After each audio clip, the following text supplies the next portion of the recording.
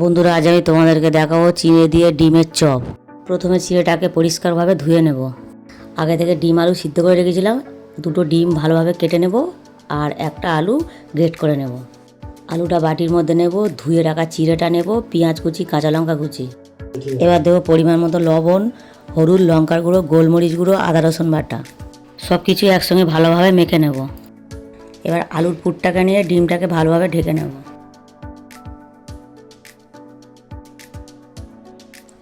2 চামচ কর্নফ্লাওয়ার অল্প জল দিয়ে গুলে নেব।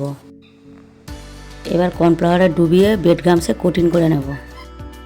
এবার একে একে সব কোটিং করে নেব। কড়াইয়ের মধ্যে একটু সাদা তেল দিয়ে দেবো। চপগুলো একে একে সব ভেজে নেব।